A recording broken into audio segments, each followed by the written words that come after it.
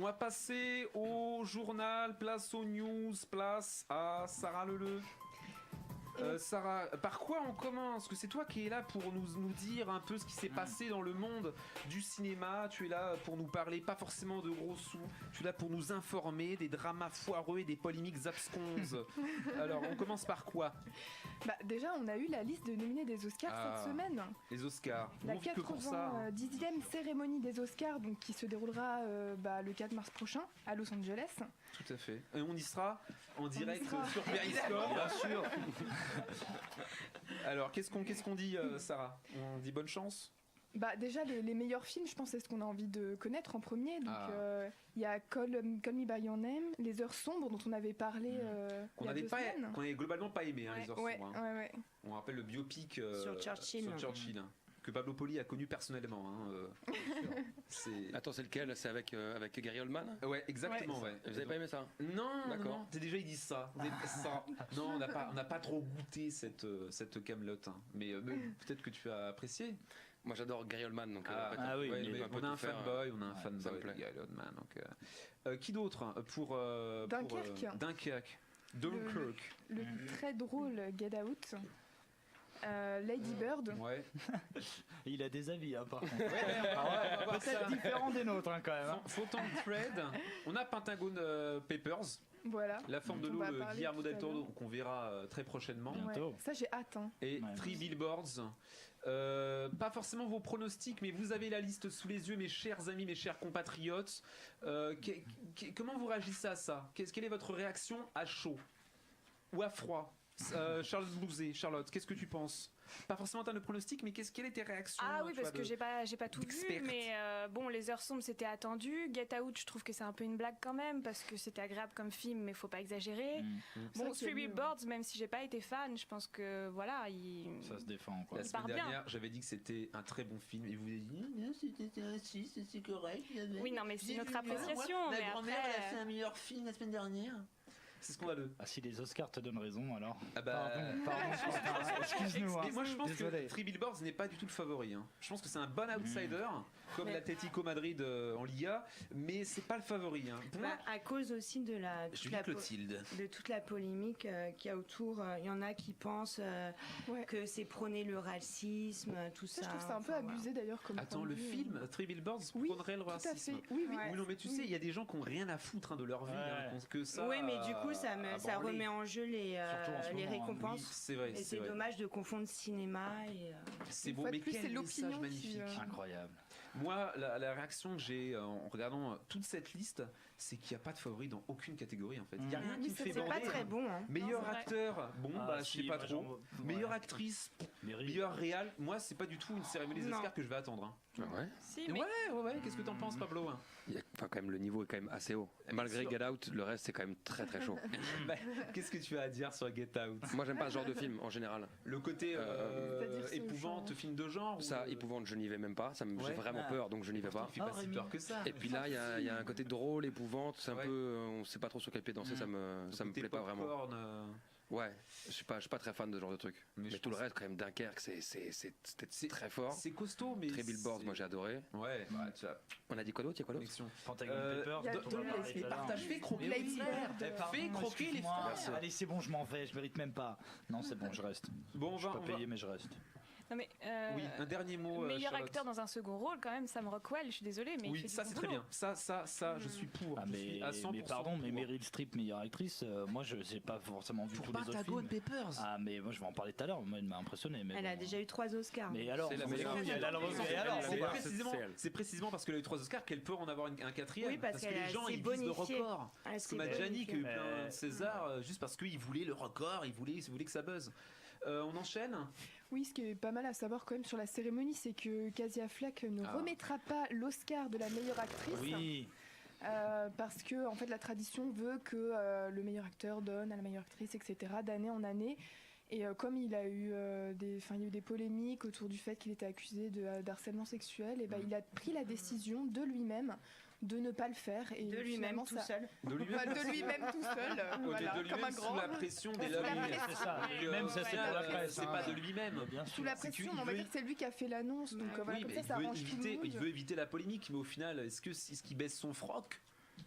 C'est ça que je me suis dit en voyant la news. Est-ce qu'il baisse, vu est-ce que Monsieur Affleck, que j'aime beaucoup, que je connais pas du tout, baisse-t-il? Je sais pas, moi j'ai... Ok, je pense qu'il a pas trop le choix, ça m'énerve. Oui, il a pas le choix. Oui, il a pas Pour le son choix. image, il a pas le choix, mais c'est chiant. C'est un peu à bas la présomption d'innocence, quoi. Mais complètement, comme on l'a dit la dernière fois. C'est un peu agaçant. Quoi d'autre? News, journal, Sarah Leleu. Égalité salariale à Hollywood. Et voilà, on y revient. Donc pour les scénaristes, hein, c'est ça. Non, pas seulement pour les scénaristes, assistants et producteurs. Très bien, en gros l'intermittence du spectacle. C'est ça. C'est toujours la même histoire. Les techniciens. Intermittent quand on regarde les salaires, parce qu'en fait en gros il y a un Google Docs qui a été diffusé sur les boîtes mail de plein justement de gens du 7e art. Et avec des salaires en fait qui étaient écrits et en fonction de critères tels que la religion, le genre, la couleur de peau, etc. Et du coup, on a pu observer que globalement, une femme gagnait moins qu'un homme et qu'un noir gagnait moins qu'un blanc. Par exemple, pour comparer, il y avait une femme blanche qui avait gagné $14,000 contre Est-ce que c'était toi la femme blanche? Est-ce que c'était toi qui gagnais $10,000? Je pensais qu'on n'avait pas le droit d'avoir des critères comme ça pour la CNIL par exemple en France, informatique et liberté. Là c'est Google Docs, on te dit, c'est Google Docs. C'est quand même à un autre niveau. Justement, c'est pas en France. Et le fait que ça puisse se faire, moi ça me choque un petit peu. Oui, c'est choquant, mais c'est toute la question des minorités aux États-Unis, parce que c'est aussi comme ça que la société est construite là-bas, donc ça se fait. Une très jeune société. Catherine Deneuve, tu veux nous parler de Catherine Deneuve? Oui, elle va jouer dans le prochain...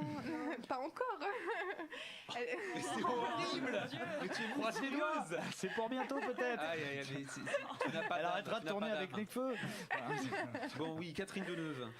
Elle va jouer dans le prochain André Téchiné.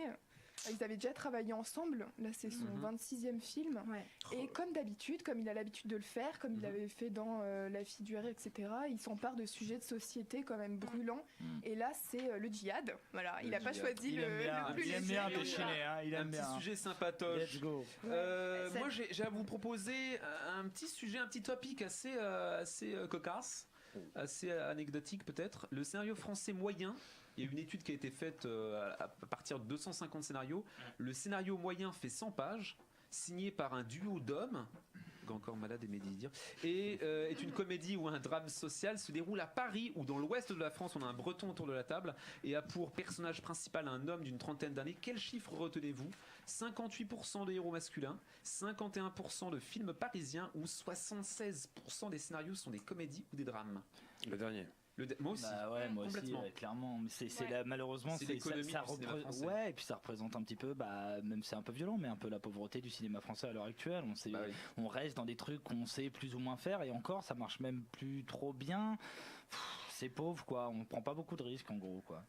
Qui retient un autre chiffre? Moi, c'est par rapport aux aides régionales. Donc, il y a beaucoup d'aides à Paris, Île-de-France et à la région de l'Ouest qui financent. C'est structurel aussi. C'est structurel. Par contre, un peu plus de la moitié d'hommes. Je pensais que c'était beaucoup plus. Mais ça, au contraire, moi, je suis assez rassuré presque même en fait de ce chiffre-là. C'est assez égal. On passe à la bande-annonce de la semaine et comme on l'a dit, 76% des scénarios français sont des comédies ou des drames. On va vous proposer une bande-annonce de films français de science-fiction.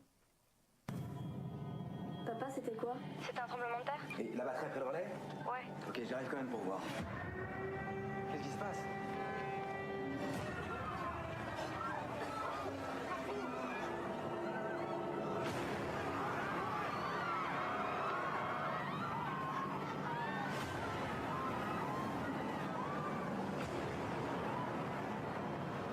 Éloigne-toi de la fenêtre!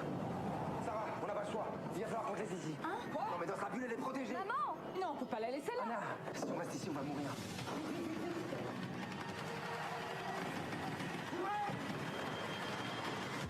Sarah, est-ce que le gaz rentre dans ta bulle? Sarah, réponds-moi! La bande-annonce qui n'en finit pas. Vous l'avez reconnu, c'était la voix de Romain Duris. Est-ce que le gaz rentre dans ta bulle? Est-ce que le gaz rentre dans ta bulle? Les gens n'ont pas vu, mais la concentration de Vivien était exceptionnelle. Le mec était concentré. Il poussait. Est-ce que vous êtes hypé? Est-ce que vous vous en foutez? Hypé Noker? Je suis grave hypé, moi. Guy Pablo hypé? Vachement hypé, j'adore Romain Duris. Et voir un film comme ça en France, c'est quand même assez rare. Pas encore. Frère, peut-être les deux. Voir un film comme ça en France, ça va faire du bien, je crois. Très bien, Sarah, Julie, qui n'est pas intéressé? Vivien. Vivien, il a produit le film. Très rapidement. Arrête de balancer des La fille d'un jeune couple, donc Romain Duris et Olga Kurilenko, ont une fille. Donc cette fille, voilà, qui vit dans une bulle, sûrement parce qu'il y a des maladies un peu bizarres qui sont apparues dans une sorte de futur alternatif. C'est ça. Donc voilà. Donc globalement.